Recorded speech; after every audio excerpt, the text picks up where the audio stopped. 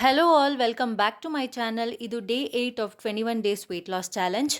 ಇವತ್ತು ಬ್ರೇಕ್ಫಾಸ್ಟ್ಗೆ ಹೆಸರುಬೇಳೆ ದೋಸೆ ಹಾಗೆ ನಾನು ಬೆಂಡೆಕಾಯಿ ಪಲ್ಯನ ಮಾಡ್ಕೋತಾ ಇದ್ದೀನಿ. ಬೆಂಡೆಕಾಯಿ ಪಲ್ಯನ ಗ್ರೇವಿ ರೀತಿ ಮಾಡ್ಕೋತಾ ಇದ್ದೀನಿ.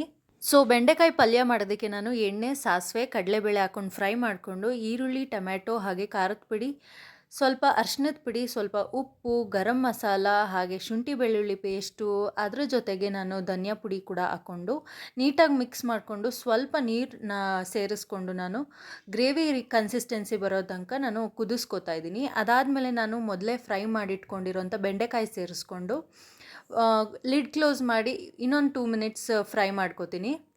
ಇದಿಷ್ಟೇ ಸಿಂಪಲ್ಲಾಗಿ ನಾನು ಗ್ರೇವಿ ರೀತಿಯಲ್ಲಿ ಬೆಂಡೆಕಾಯಿ ಪಲ್ಯ ಮಾಡಿಕೊಂಡೆ.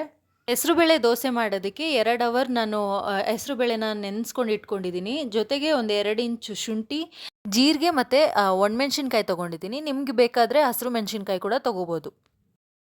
ಮಿಕ್ಸಿ ಮಾಡಿರೋ ಅಂಥ ಪೇಸ್ಟ್ನ ನಾನು ಬೇರೆ ಪಾತ್ರೆಗೆ ಟ್ರಾನ್ಸ್ಫರ್ ಮಾಡಿಕೊಂಡು ಅದಕ್ಕೆ ಸ್ವಲ್ಪ ಅಕ್ಕಿ ಹಸಿಟ್ಟು, ಉಪ್ಪು, ಸೋಡಾ ಪೌಡರು ಇದೆಲ್ಲ ಹಾಕ್ಕೊಂಡು ದೋಸೆ ಹಿಟ್ಟಿನ ಕನ್ಸಿಸ್ಟೆನ್ಸಿಗೆ ನಾನು ಮಿಕ್ಸ್ ಮಾಡ್ಕೋತಾ ಇದ್ದೀನಿ. ಮಿಕ್ಸ್ ಮಾಡಿ ಒಂದು 20 ಮಿನಿಟ್ಸ್ ಬಿಟ್ಟರೆ ದೋಸೆ ಹಿಟ್ಟು ರೆಡಿ ಆಗುತ್ತೆ. ಈ ದೋಸೆ ತೊಗೊಳೋದ್ರಿಂದ ನಮಗೆ ಬಾಡಿ ತಂಪಾಗುತ್ತೆ. ಹೆಸರುಬೇಳೆ ಯಾವಾಗಲೂ ತಂಪೆ ಅಲ್ವಾ, ಅದಕ್ಕೋಸ್ಕರ ಟ್ರೈ ಮಾಡಿದೆ. ಇನ್ಫ್ಯಾಕ್ಟ್ ಇದೇ ನನ್ನ ಫಸ್ಟ್ ಟೈಮ್ ಈ ದೋಸೆನ ನಾನು ಟ್ರೈ ಮಾಡ್ತಾ ಇರೋದು. ಬಟ್ ತುಂಬ ಚೆನ್ನಾಗಿ ಬಂದಿತ್ತು. ಹಾಗೆ ದೋಸೆ ಕೂಡ ಎತ್ತೋದಕ್ಕೆ ಏನೂ ಕಷ್ಟ ಆಗಲಿಲ್ಲ. ಈಸಿಯಾಗಿ ದೋಸೆ ತಿರುವಾಕ್ಬೋದಾಗಿತ್ತು. ಓವರ್ ಆಲ್ ದೋಸೆ ಮತ್ತು ಬೆಂಡೆಕಾಯಿ ಪಲ್ಯದ ಕಾಂಬಿನೇಷನ್ ತುಂಬ ಚೆನ್ನಾಗಿತ್ತು. ಬ್ರೇಕ್ಫಾಸ್ಟ್ ಮಾಡೋ ಅಷ್ಟರಲ್ಲಿ ಆಲ್ಮೋಸ್ಟ್ 10:45 ಆಗೋಗಿತ್ತು. ಬ್ರೇಕ್ಫಾಸ್ಟ್ ಎಲ್ಲ ಮುಗಿಸ್ಕೊಂಡು 1 ಕಪ್ ಟೀ ಕುಡಿದು ಸ್ವಲ್ಪ ರೆಸ್ಟ್ ಮಾಡಿ ಹಾಗೆ ಬೇರೆ ಮನೆ ಕೆಲಸಗಳನ್ನೆಲ್ಲ ಮುಗಿಸಿ ನಾವು ಮಧ್ಯಾಹ್ನ ಮಾಲ್ಗೆ ಹೋಗೋಣ ಅಂತ ರೆಡಿ ಆಗ್ತಾಯಿದ್ವಿ. ನಮ್ಮ ಪಾಪು ನೋಡಿ, ನಾನು ರೆಡಿ ಆಗೋ ಗ್ಯಾಪಲ್ಲಿ ಪಾಕೆಟಲ್ಲಿ ಕೈ ಇಟ್ಕೊಂಡು ಶೇಡ್ಸ್ ಬೇರೆ ತಲೆ ಮೇಲೆ ಹಾಕ್ಕೊಂಡು ಏನು ಸ್ಟೈಲಿಶ್ ಆಗಿ ಪೋಸ್ ಕೊಡ್ತಾ ಇದ್ಲು ಅಂದರೆ ನನಗೆ ನಿಜವಾಗ್ಲೂ ಶಾಕ್ ಆಗುತ್ತೆ ಅವಳು ಪ್ರತಿದಿನ ಮಾಡೋವಂಥ ಆ್ಯಕ್ಟಿವಿಟೀಸ್ ನೋಡಿದ್ರೆ. ನಿಮ್ಮನೇಲೂ ಮಕ್ಕಳು ಹೀಗಿನ ಅಂತ ಕಮೆಂಟ್ ಮಾಡಿ ಹೇಳಿ. ಲೈಕ್ ನನಗೆ ಅದು ತಲೆಗೆ ಬಂದಿರಲ್ಲ ಈ ಏಜಿನ ಮಕ್ಕಳು ಈ ಥರ ಎಲ್ಲ ಮಾಡ್ತವೆ ಅಂತ. ಬಟ್ ಅವ್ರಿಗೆ ಎಲ್ಲನೂ ಗೊತ್ತಿರುತ್ತೆ. ನಾನು ವಿಡಿಯೋ ಮಾಡಬೇಕು ಅಂತ ಹಿಂಸೆ ಮಾಡಿ ಅವಳು ಕೂಡ ಒಂದು ವಿಡಿಯೋ ಮಾಡಿದ್ದಾಳೆ. ನೋಡಿ, ನಿಮಗೆಲ್ಲ ಇಷ್ಟ ಆಯಿತು ಅಂದರೆ ಈ ವಿಡಿಯೋಗೆ ಲೈಕ್ ಮಾಡಿ. ಇನ್ನೂ ಯಾರೆಲ್ಲ ನನ್ನ ಚಾನಲ್ಗೆ ಸಬ್ಸ್ಕ್ರೈಬ್ ಮಾಡ್ಕೊಂಡಿಲ್ಲ ದಯವಿಟ್ಟು ಸಬ್ಸ್ಕ್ರೈಬ್ ಮಾಡ್ಕೊಳ್ಳಿ. ಯಾರೆಲ್ಲ ಸಬ್ಸ್ಕ್ರೈಬ್ ಮಾಡ್ಕೊಂಡು ನೋಡ್ತಾ ಇದ್ದೀರಾ, ನಿಮ್ಮ ಸಪೋರ್ಟ್ ಹೀಗೆ ನನ್ನ ಮೇಲೆ ಇರಲಿ. ರೆಡಿ ಆದಮೇಲೆ ಅಪ್ಪಂಗೆ ಫೋನ್ ಮಾಡ್ತೀನಿ ಅಂತ ಅವಳದೇ ಒಂದು ಡಮ್ಮಿ ಫೋನಲ್ಲಿ ಕಾಲ್ ಮಾಡ್ತಾ ಇದ್ದಾಳೆ ನೋಡಿ.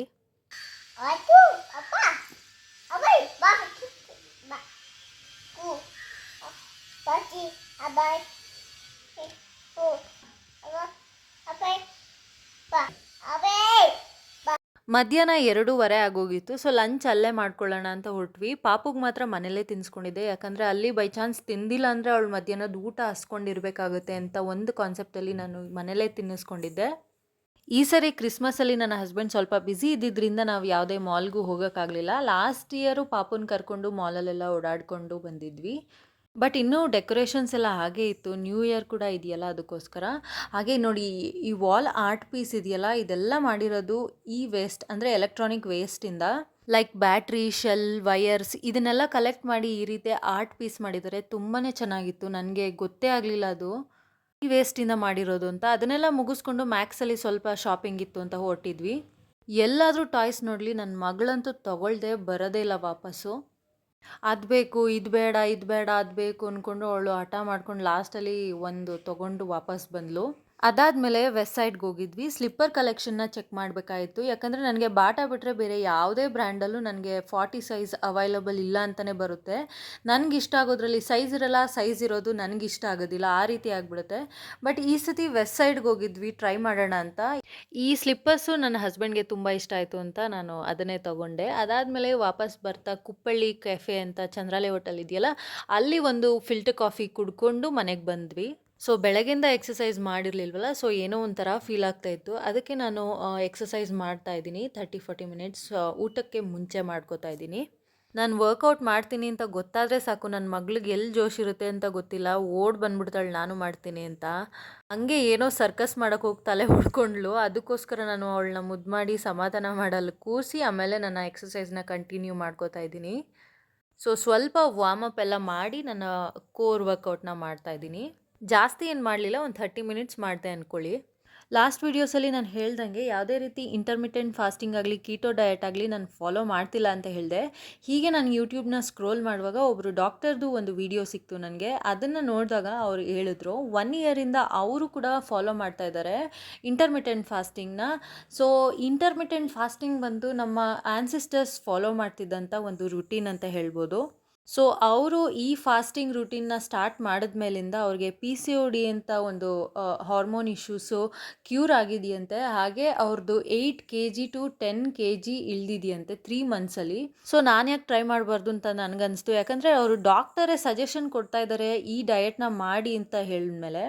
ಅದಕ್ಕೆ ನಾನು ಏನು ಅಂದ್ಕೊಂಡಿದ್ದೀನಿ ಅಂದರೆ ನೆಕ್ಸ್ಟ್ 2 ವೀಕ್ಸ್ ಇದೆಯಲ್ಲ, ಅದರಲ್ಲಿ ನಾನು ಇಂಟರ್ಮಿಟೆಂಟ್ ಫಾಸ್ಟಿಂಗ್ ಜೊತೆಗೆ ವರ್ಕೌಟ್ನ ಮಾಡಿಕೊಂಡು ವೆಯ್ಟ್ ಲಾಸ್ ಯಾವ ರೀತಿ ಆಗುತ್ತೆ ಅಂತ ನೋಡ್ತೀನಿ. ಬೈ ಚಾನ್ಸ್ ಇದೇನೋ ನನಗೆ ಸಕ್ಸಸ್ ಆಯಿತು ಅಂದರೆ ನಾನು ಇನ್ಮೇಲೆ ಕಂಟಿನ್ಯೂ ಮಾಡೋಣ ಅಂತ ಕೂಡ ಅಂದ್ಕೊಂಡಿದ್ದೀನಿ. ಸೊ ಅದರದ್ದು ಪ್ರೋಸ್ ಆ್ಯಂಡ್ ಕಾನ್ಸು ನನಗೆ ಮಾಡ್ತಾ ಫಾಸ್ಟಿಂಗು ನನಗೆ ಗೊತ್ತಾಗುತ್ತೆ. ನಾನು ಅದನ್ನು ಕೂಡ ಶೇರ್ ಮಾಡ್ಕೋತೀನಿ ನಿಮ್ಮ ಜೊತೆ. ಏನಿಲ್ಲ, ಇಂಟರ್ಮಿಟೆಂಟ್ ಫಾಸ್ಟಿಂಗ್ ಅಂದರೆ 8 ಅವರ್ಸಲ್ಲಿ ನಾವು ಊಟ ಮಾಡಬೇಕು, 16 ಅವರ್ಸ್ ಫಾಸ್ಟಿಂಗ್ ಇರಬೇಕಷ್ಟೇ. ಅದರದ್ದು ಮೇನ್ ರೂಲ್ ಅಂದರೆ ಅದೇನೆ. ಇನ್ನು ಈ ಫಾಸ್ಟಿಂಗ್ ಟೈಮಲ್ಲಿ ನಿಮಗೆ ಮಸಲ್ ಲಾಸ್ ಆಗಬಾರ್ದು ಅಂದರೆ ಸಿಂಪಲ್ಲಾಗಿ ವರ್ಕೌಟ್ನ ಮಾಡ್ಕೋಬೇಕಾಗುತ್ತೆ. ಅಥವಾ ವೀಕ್ಲಿ 3 ಟೈಮ್ಸು ವರ್ಕೌಟ್ ಮಾಡಿ 2 ಟೈಮ್ಸು ವಾಕಿಂಗ್ ಮಾಡೋದು, ಇನ್ನು 2 ಡೇಸು ರೆಸ್ಟ್ ತೊಗೊಳೋದು, ಈ ರೀತಿ ಎಲ್ಲ ಫಾಲೋ ಮಾಡಿದ್ರೆ ಯಾವುದೇ ರೀತಿ ಮಸಲ್ ಲಾಸ್ ಆಗದೇ ನಿಮ್ಮ ಬೆಲಿ ಫ್ಯಾಟ್ ಕೂಡ ಕರಗುತ್ತೆ ಅಂತ ಡಾಕ್ಟರೇ ಹೇಳಿದ್ದಾರೆ.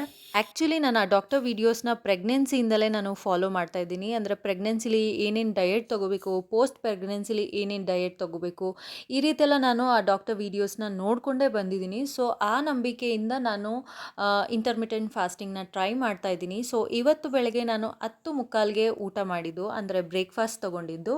ಸೊ ನೈಟ್ ನಾನು 6:45 ಅಷ್ಟರಲ್ಲಿ ನನ್ನ ಡಿನ್ನರ್ ಕೂಡ ಮುಗಿಸ್ಕೊಂಡು ನಾನು ಆ ದಿನನ ಎಂಡ್ ಮಾಡ್ತಾ ಇದ್ದೀನಿ. ಅದಾದಮೇಲೆ ನೀರು ಬಿಟ್ಟರೆ ಇನ್ನೇನೂ ತೊಗೊಳ್ಳೋ ಹಾಗಿಲ್ಲ. ಅದಾದಮೇಲೂ ನಿಮ್ಗೆ ಏನಾದ್ರು ತೊಗೋಬೇಕು ಅಂದರೆ 16 ಅವರ್ಸ್ ವಿಂಡೋಲಿ ಟೀ, ಕಾಫಿ, ಗ್ರೀನ್ ಟೀ ತೊಗೋಬೋದು, but without milk and sugar ಅಂತ ಹೇಳಿದ್ದಾರೆ. ಇನ್ನಷ್ಟು ಇನ್ಫಾರ್ಮೇಷನ್ ನೆಕ್ಸ್ಟ್ ವೀಡಿಯೋದಲ್ಲಿ ಕೊಡ್ತೀನಿ. Thank you for watching.